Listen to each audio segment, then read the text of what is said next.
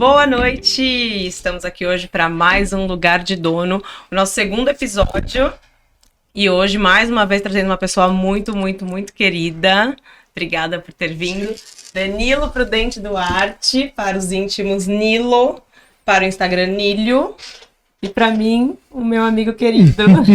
Obrigada por ter vindo. Imagina, obrigado a você pelo convite, fiquei muito feliz. Tô até emocionada com essa apresentação linda, obrigado mesmo. Você é demais, teriam muitas coisas para falar, mas eu vou apresentar só o básico, você vai mostrando quem você é aqui na nossa conversa. Ou um pouquinho. Um pouquinho. Primeiro, como eu te falei, né, Nilo, a nossa ideia aqui, e é por isso que eu te convidei, é a gente mostrar para as pessoas os desafios de empreender, os desafios de ser dono de uma empresa ou se colocar no lugar de dono de uma empresa. E também ter aquelas nossas conversas aí para entender que todo mundo é ser humano, né? A gente tem que pôr o lado humano em tudo que a gente faz. Sim. E aí eu queria conhecer, que você mostrasse para todo mundo. Eu conheço, né? Mas que você mostrasse para todo mundo a tua história, né? Você começou fazendo faculdade de comunicação, trabalhou em algumas emissoras de TV, Santa Cecília, SBT, Record também? Também. Fiz na verdade, a Record foi muito instantâneo, assim, foi muito rápido, porque na verdade foi cobrir férias, mas foi muito legal, porque eu, tava trabalhando eu trabalhei realmente numa emissora, foi a Record aqui de Santos, mas foi numa emissora que, tinha um comprometimento maior, assim, não que a Santa Cecília não tenha, mas assim, era uma coisa séria, eu tive que fazer eleições para municipais aqui. E a primeira semana que eu tava lá, eu cuidava da parte de GC, né, de gerador de caracteres. E a primeira semana que eu tava lá, eu cheguei acho que numa quinta ou numa quarta, e no domingo seguinte eu fui fazer pela primeira vez debate. Nossa. Imagina, foi muito nervoso, foi muito nervoso. Mas você saiu bem, né? Como em tudo que você faz. Entre erros. Mas eu tenho um erro aqui, eu tenho um erro lá que foi crucial, assim, mas tanto que toda vez que eu vejo um debate, eu lembro disso. Então conta, né, pra gente saber. E assim, primeiro que é uma adrenalina muito grande, né?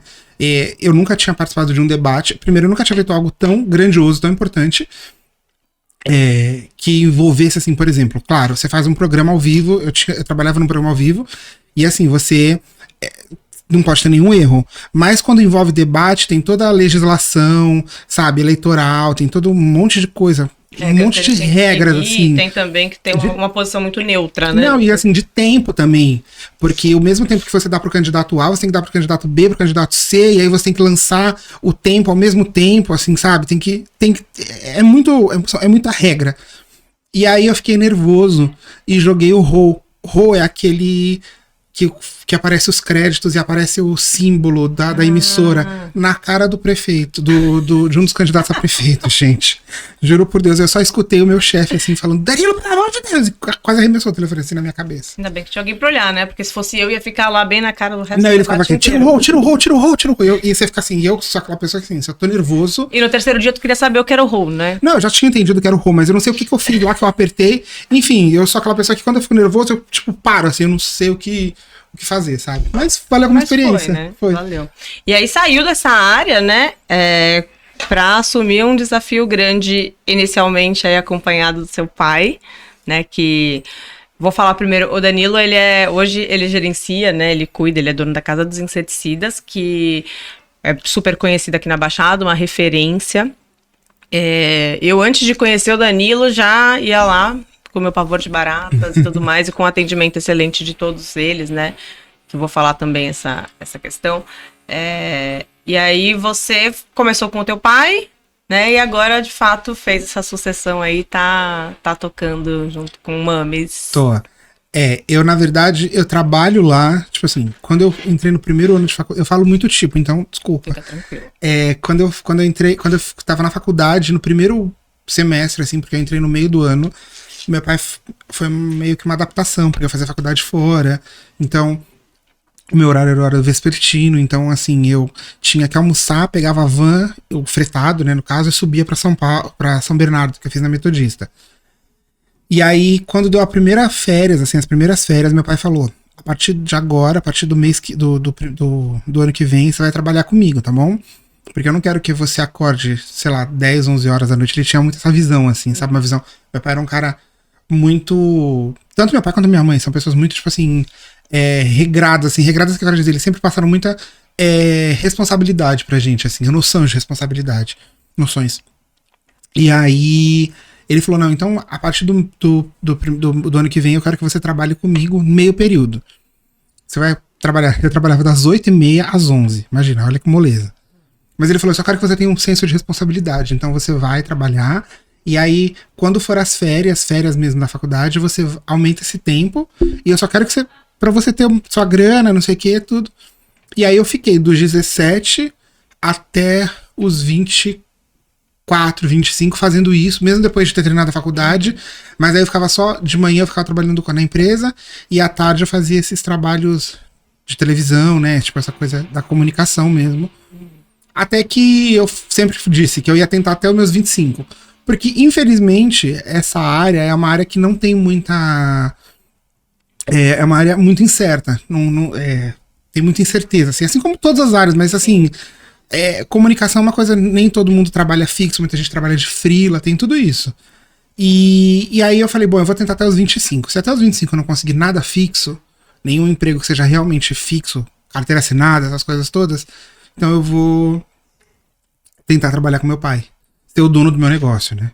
E aí eu falei, então tá bom, então, enfim. Claro que foi muito mais fácil, porque assim, né, quando você se torna dono do seu negócio, tendo seu pai, vindo do seu pai, assim, ao mesmo tempo que as pessoas sempre falam, é muito fácil, mas também é muito difícil, porque você tem, assim, você vai ser sempre visto como o filho do dono da empresa, não como o cara que tentou, e que as pessoas sempre acham que, assim, é muito fácil pra você, que chegou muito na sua mão, assim. E é um desafio também, né, porque você é muito jovem, assumindo uma empresa que já é muito tradicional, né? Então, assim, com funcionários muito antigos, com pessoas que trabalhavam há muito tempo, que também já tinham uma rotina ali de trabalho, o seu pai ainda trabalhando com você, sim, né? E também ainda aplicando aquela rotina, e você vem com ideias novas, você vem com uma nova visão de como é o negócio, o mercado e tudo mais.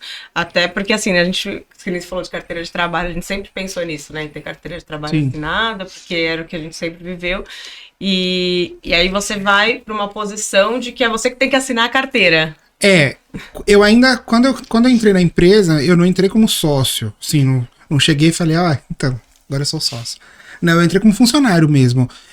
Claro que, assim, que nem eu falei, pra mim, eu entrei muito mais fácil, assim, eu já entrei tendo alguma autoridade, se é que pode se dizer assim, né? Eu tava, tipo, abaixo do meu pai e da minha mãe, que eu quero dizer.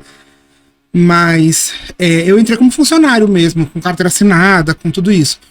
Depois de muito tempo é que eu fui realmente ser sócio, porque o meu pai e a minha mãe sempre viajaram muito, sempre gostaram muito, né, tipo, sempre aproveitaram muito a vida porque trabalharam muito pra isso. Uhum. E aí o meu pai e minha mãe cada um me deu 10% da empresa para que eu pudesse assinar pela empresa, mas isso demorou, sei lá, uns 4, 5 anos do tempo. Não demorou menos, mas foi mais ou menos isso, assim. Legal. E aí você já começou, já seguiu teu pai e tua mãe viajando.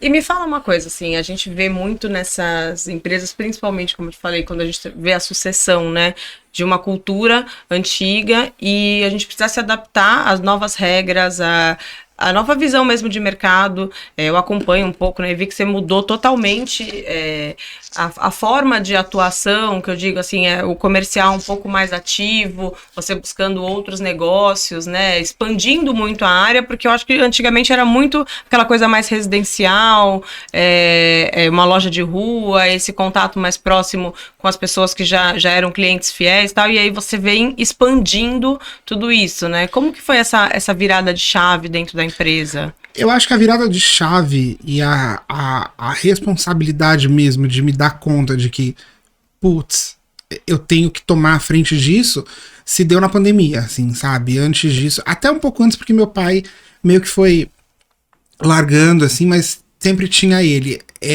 sempre tava ele lá. Então, assim, essa virada de chave eu acho que se deu na saída que meu pai foi saindo aos poucos e que eu fui entrando, sabe? Mas ainda assim foi muito difícil, porque ele tinha uma visão e eu tinha outra.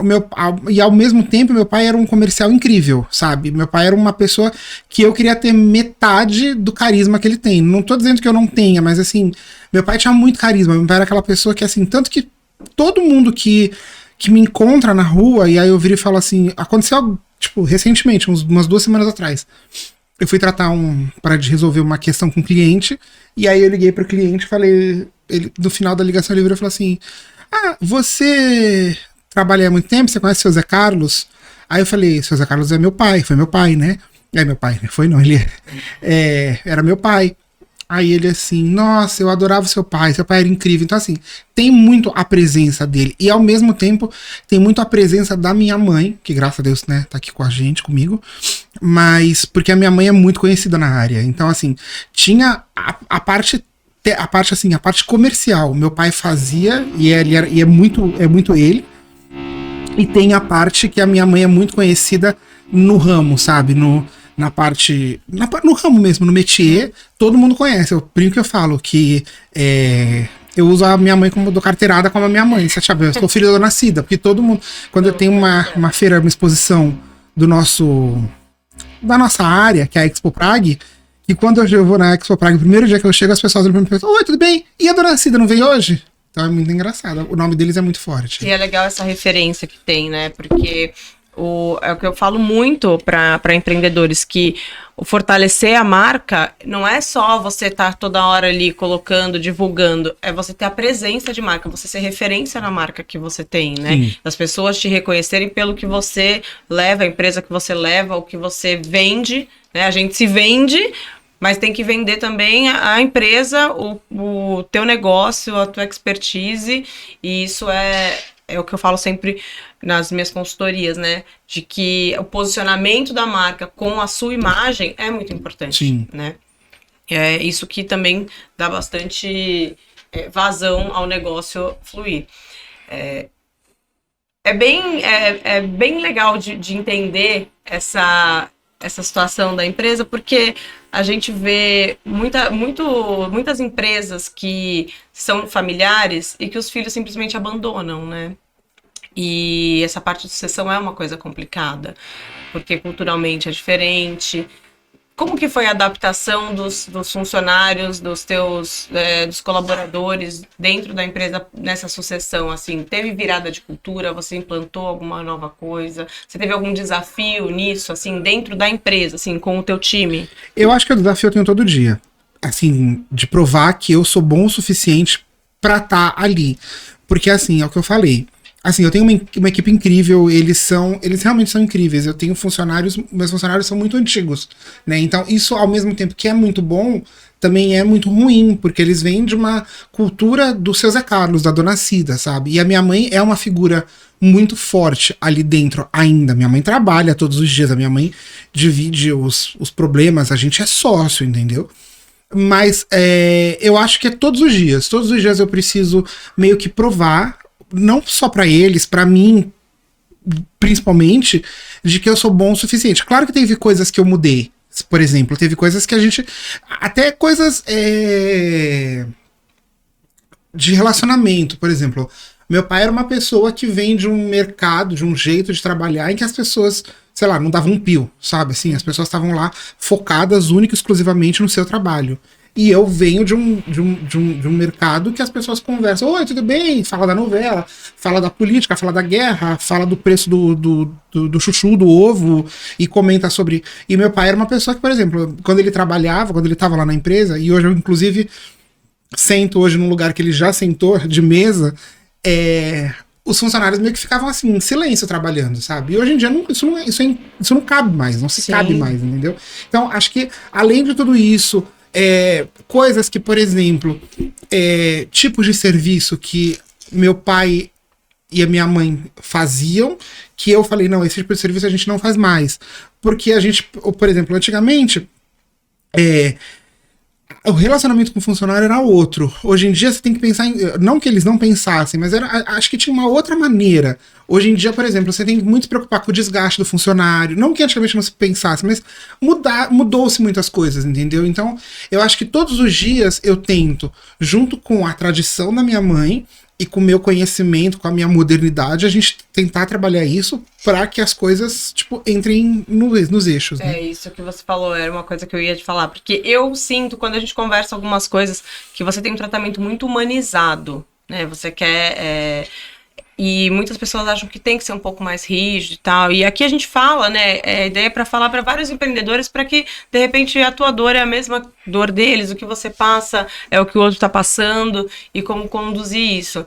Mas eu vejo muito traço de humanidade em como você trata não só, né, o teu time, mas também as pessoas em geral. Mas como que você entende a necessidade de colocar isso, de colocar mesmo o sentimento no tratamento com as pessoas, porque é super difícil, né, de lidar com funcionários, super difícil de lidar cada um com a sua dificuldade, num dia que não tá muito legal. Sempre que eu converso com os empreendedores, eles falam, poxa, é difícil às vezes de arranjar time, de montar, de trazer cultura, de todo mundo estar na mesma engrenagem, de estar andando junto. Claro, um dia um pouco melhor, outro dia nem tanto, mas como que você lida com isso, assim, de tentar tratar dessa forma que você falou, né? Cada um tem uma situação, vai conversar de uma coisa, de tentar humanizar tudo isso para trazer para dentro da tua empresa. Então, eu uso sempre o seguinte, eu sempre penso que é uma questão de empatia. Eu uso a empatia é o que move minha vida, assim. Eu acho que. Uma vez eu escutei de uma amiga minha que ela falou: você é a pessoa mais empática que eu conheço. E realmente eu sou. E acho que isso eu uso muito no meu tratamento com meus funcionários. Então, com os meus funcionários não, com a minha equipe, porque eu não gosto de falar funcionários. Porque eu acho que, assim, na verdade, eles não são meus funcionários, eles são funcionários da empresa. A empresa é minha, mas eles não são meus funcionários. Então, eu sempre falo, a minha equipe, meus colaboradores. Enfim, eu acho que fica melhor. Mas eu sempre digo o seguinte, toda vez que eu vou precisar dar uma bronca ou chamar atenção, eu sempre viro e falo, gente, eu não tô chamando atenção, mas eu só quero que vocês entendam isso. Então, assim, você nunca vai me ver gritar.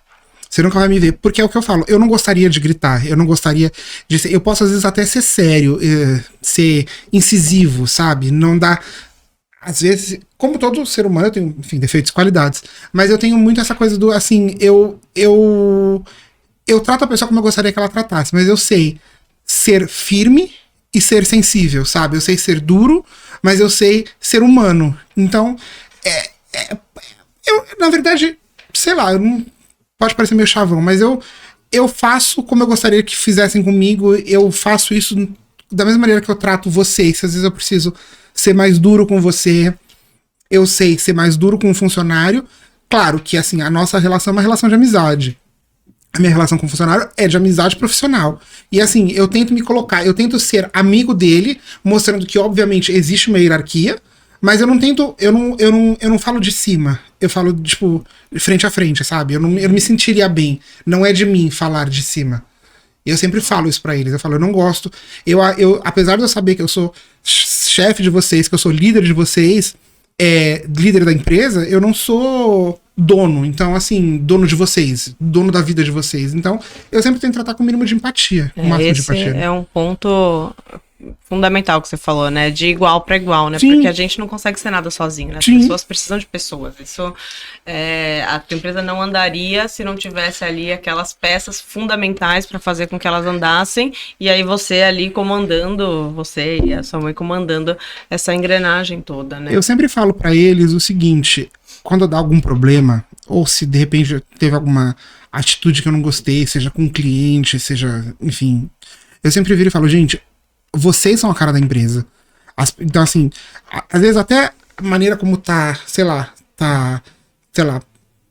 barba por fazer, cabelo, eu falo, gente, vocês são a cara da empresa. Eu tô aqui dentro, as pessoas não sabem quem eu sou, as pessoas só sabem que eu existo porque eu assino uma documentação.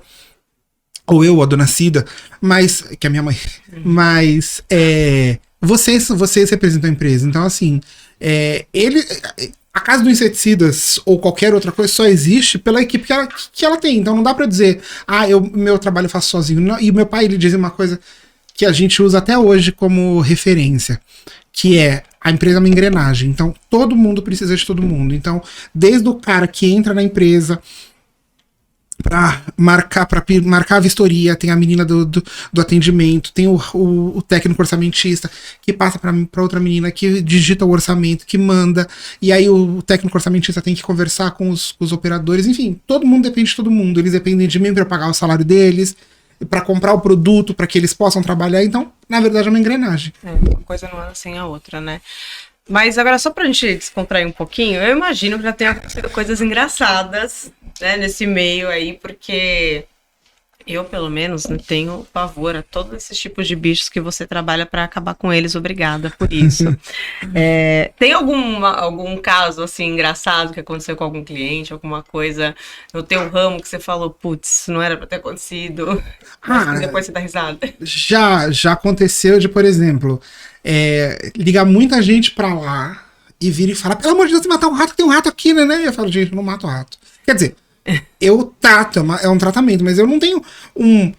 E aí já aconteceu assim, de amigos. O que mais eu recebo é telefonema de amigos meus dizendo pra mim assim: Danilo, pelo amor de Deus, tem uma barata aqui, o que eu faço? Eu falo, gente, calma, eu não mato barata. Quer dizer. Mas tu manda uns negocinhos, sim, né? Tipo, eu quando vejo uma mosquinha, dou uma ligada. Por favor, tem alguma coisa pra matar essas moscas? Uma barata, uma formiguinha? Mas tem, assim, teve uma vez uma mulher, acho que foi uma mulher.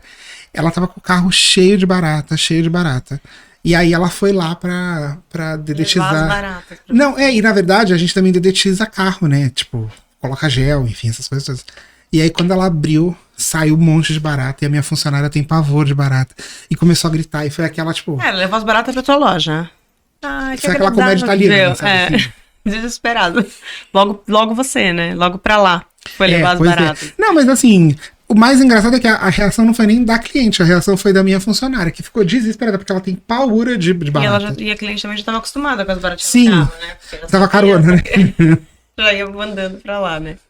Nilo, e pra gente terminar, porque a gente teria muita coisa pra falar da gente, né? Mas a gente faz isso para falar mesmo do empreendedorismo, das dificuldades, das mudanças que vem acontecendo e da adaptação nisso. E deixa eu te falar, essa área que você trabalha, ela é uma área que ela basicamente ela é dominada pelos homens, né? Machista e também com muito mais homens dentro na atividade, né? Na frente da atividade, no teu ramo. A minha mãe é uma das poucas mulheres, assim, tipo, daqui de Santos, daqui de Santos, na região da Baixada Santista, minha mãe, uma outra parceira nossa de empresa, e uma outra moça que ficou viúva e herdou o coisa. Mas assim, que são mulheres empreendedoras, né, que sei lá, que começaram a empresa, é minha mãe mais uma outra. A gente mesmo, né? E isso é em todo lugar, né? Que tua mãe teve esse espaço, né? Porque seu pai também, apesar de estar junto, mas sempre deu espaço para ela participar. Porque na verdade quem começou com o negócio foi minha mãe, né? O meu pai, ele tinha uma barraca de peixe. Meu pai fez de tudo nessa vida. Ele já foi vendedor de cigarros da Souza Cruz, ele já trabalhou num monte de coisa. E aí meu pai, quando a minha mãe montou, minha mãe começou numa outra empresa que ela tinha uma sócia. O meu pai tinha uma barraca de peixe na feira. Na época que as barracas de peixe, feira, assim, dava muito dinheiro. Hoje em dia, acho que dá sei lá, enfim, também não vou entrar nesse mérito. Mas foi isso, assim, foi minha mãe que começou. E depois meu pai foi trabalhar com ela, porque também era uma vida muito cansativa, coitado. Sim, tipo, de acordar 4 horas da manhã, de não ter domingo, de não ter sábado. E aí eles começaram a trabalhar juntos em 96. Enfim. E quando você entrou nesse ramo mesmo, claro, com teu pai, né, tinha toda a tua questão, e você fala abertamente da questão de você ser LGBTQIA+, né, mas você entrando nisso, dentro do mundo corporativo, você sentiu preconceito disso? Cara, eu vou te falar que eu não senti preconceito, nem senti acolhimento. Eu acho que, assim, eu posso dizer isso, numa bolha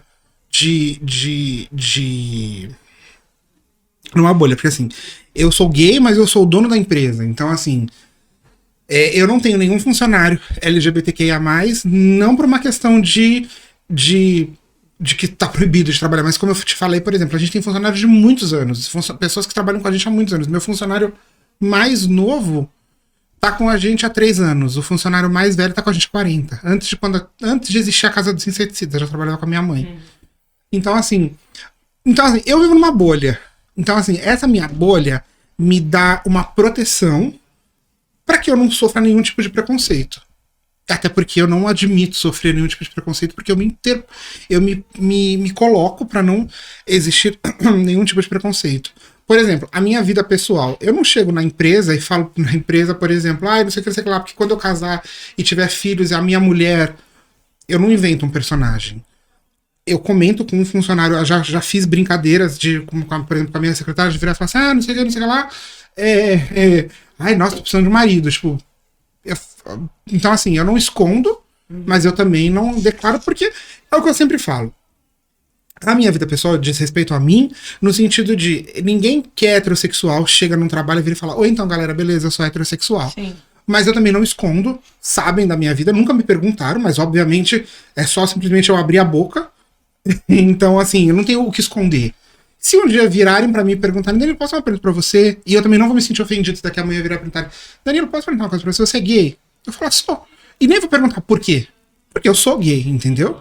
Então, assim, eu nunca sofri nenhum tipo de preconceito. Mas sei, por exemplo, de pessoas anteriores a mim, de pessoas mais velhas que eu, que já sofreram algum tipo de preconceito. E sempre tem uma piadinha. Eu já escutei, não relacionada a mim, porque não estão doidos de fazerem isso, mas do fulano, do cicrano, como é que fala? Eu acho que ele eu acho que, e assim, se falam do fulano, falam de mim também, né? Então, mas eu nunca sofri nenhum tipo de preconceito.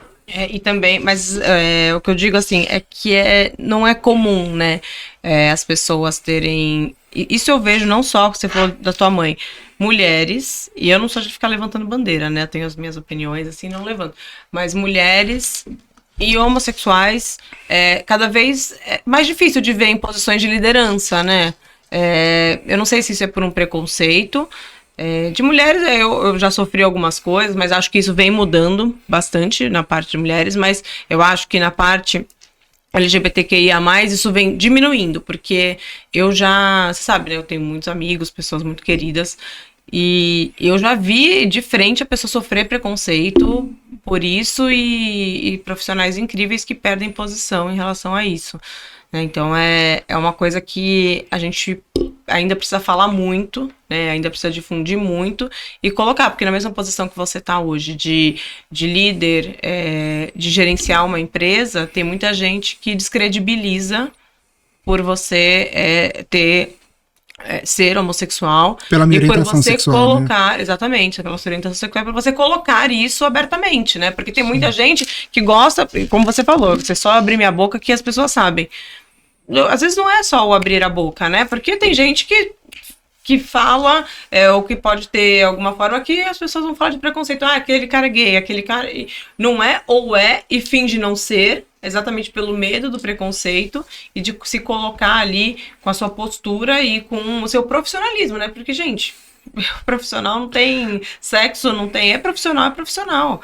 Não existe sexo, orientação sexual, gênero, né? Nenhuma posição. Se você é uma pessoa honesta, né? Se você é uma pessoa um bom profissional, né? Sim. Não interessa nenhum outro ponto, né, em relação a isso. Eu fico meio chocado que a gente está em pleno século XXI, em pleno 2023, e tem votação para saber sobre casamentos homossexuais. Da mesma maneira que existe esse preconceito de desvalidarem, de não validarem um casamento homossexual entre duas mulheres, entre dois homens, também tem essa questão de não validarem um profissional simplesmente pela orientação sexual dele, e isso é ridículo. Tipo, por exemplo, eu tenho a minha prima, que ela também tem uma empresa do mesmo segmento que eu, duas primas minhas, elas são lésbicas assumidas, eu não gosto do termo lésbico, mas enfim, basicamente é isso. São lésbicas assumidas, casadas, uma delas tem filhos com a companheira dela, com a esposa dela. Eu não gosto muito do termo companheira, com a esposa dela. E, inclusive, ela tem funcionários trans que trabalham nessa empresa. E, cara, a gente... É uma luta, matar um como é que fala? Um leão por dia. Ia falar um coelho. Coelho é fácil. Tudo bem. Mais fácil. Mas é matar um leão por dia. Porque assim... E aí vocês param pra pensar, por que você, o fato da sua orientação sexual, de saber se você gosta de homem, de mulher, de planta... descredibiliza a sua competência. O que a sua sexualidade está atrelada à sua competência? Isso desencoraja também, né? Muito. Desencoraja as pessoas a se posicionarem, a se colocarem, a mostrar também o seu trabalho. A se assumirem, porque a gente vem... Eu venho de uma... Como eu falei, eu venho de uma criação, assim... eu venho de uma criação que há 20 anos atrás era um absurdo você ser gay. Há 20 anos... hoje em dia você vê as crianças sabe, com 16 anos já sabendo da sexualidade delas, e assim, são profissionais. Eu sei de líderes de outras empresas, de outros segmentos, inclusive, que demoraram uma vida inteira para poderem se assumir, e assim, tem cargos de liderança, cargos de chefe, sabe, cargos, enfim, de gente que manda mesmo, e que a vida inteira apresentou o namorado como companheiro, sabe? Esse aqui é meu amigo. Meu companheiro não. Ao contrário. Esse aqui é meu amigo. E não é, gente. E agora hoje em dia a pessoa tem coragem de virar e falar. Então, é o que eu falei. A minha sexualidade não tá atrelada à minha competência. Exatamente. Eu sou muito bem resolvido, graças a Deus, quanto à minha sexualidade. Demorei muito pra poder me entender como um homem gay. E da mesma maneira que eu tenho muito orgulho de dizer que eu sou um empresário, que eu sou uma pessoa que mata um leão por dia pra poder manter os meus mais de 15 funcionários, a minha equipe inteira com salário em dia, para manter a minha empresa, o nome 15 da minha... famílias, né? Exatamente. Isso que não é só aquele teu colaborador, são 15 famílias que você se levanta todo dia para também manter a vida e o padrão disso, né? Sim, e assim, da mesma maneira que eu sou homem o suficiente para assumir a minha empresa, eu sou homem o suficiente, homem eu tô falando, né, enfim, sou corajoso o suficiente para assumir a minha sexualidade. Eu não escondo a minha sexualidade de ninguém. Se algum dia alguém quiser me perguntar, que eu falei, eu não tenho nada a esconder. Então, se um dia um funcionário nunca comentou, assim como eu também não pergunto, eu imagino que o cara seja casado com uma mulher, ele fala da esposa dele. Eu não falo de ninguém porque eu não tenho ninguém atualmente. Mas se eu tivesse que falar, eu não ia, sabe, deixar de ter um namorado e virar e falar, esse aqui é meu amigo. Não, esse aqui é meu namorado, esse aqui é meu noivo, meu... Você participa de grupos, né, de empresários aqui, como tem vários grupos de empresários, eu já frequentei alguns, já fui a convite, e eu vejo que tem poucos líderes, né, LGBTQIA+, e quando a gente fala de empreendedorismo, me preocupa um pouco, porque essa questão do preconceito e tudo mais, porque eu acho que desencoraja um pouco as pessoas a seguirem um caminho de se expor, né, porque vai sofrer preconceito, ou que não vai ter um retorno. E eu queria que você falasse para essas pessoas, assim, a tua história... Você mostra o quanto você conseguiu, né? E quanto você consegue, sem precisar tocar nesse assunto, que ninguém precisa ficar tocando nesse assunto, mas é com o Mas eu não deixo de me posicionar, né? Exato. E é o que é diferente de repente de algumas outras pessoas. Quer dizer, eu tô vendo tô vendo do meu umbigo, né? No fato, tô vendo do que eu enxergo. Que, assim, tem pessoas que eu não sei. Eu, por exemplo, não tenho problema nenhum de me expor. E me expor não significa me expor de maneira arregaçada, mas me expor, sabe? De me colocar, de me posicionar. Porque, assim, o que as pessoas têm muita visão é de que o cara só é gay, o cara que trabalha com moda, que tem um salão de beleza, ou que é arquiteto. Não pode empreender, assim, não pode criar outra coisa. Existem engenheiros que são gays, existem advogados que são gays, existem, sei lá... Você pode ser gay e ser dono de ser um caminhoneiro. Tipo, entendeu? Nenhuma a sua profissão não tá atrelada à sua sexualidade, entendeu? É tipo isso. Bom, eu espero que a gente ainda evolua muito, tem muito a evoluir, né, em vários aspectos. O empreendedorismo, o mundo do empreendedorismo já é desafiador, né? Sim. E quando a gente lida com preconceito, com falta de informação, com falta de empatia e falta de profissionalismo também de muita gente, sim, né? Porque sim. O meio mesmo, quando tem esse preconceito, eu acho que é falta de profissionalismo, porque não enxerga as pessoas como o profissional que pode ser. E pra gente encerrar, você gosta muito de frases, eu também adoro suas frases, e eu queria que você deixasse uma frase que você colocaria num outdoor.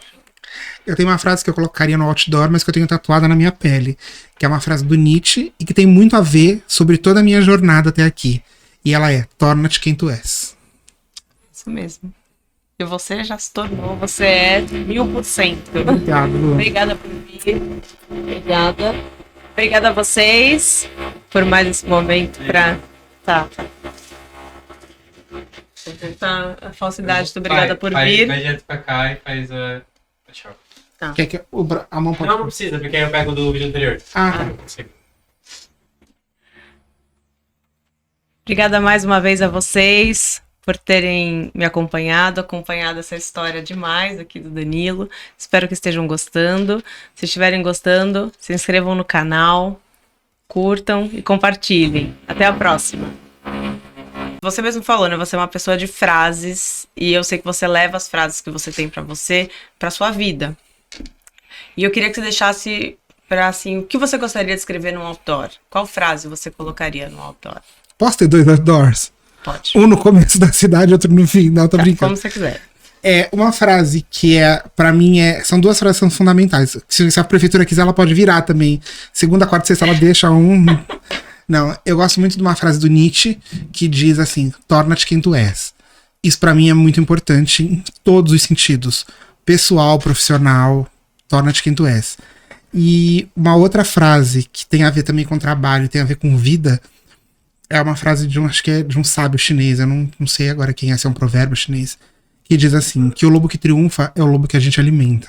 Então o que você tem dentro de você, o que você tá aqui dentro de você, tudo que você...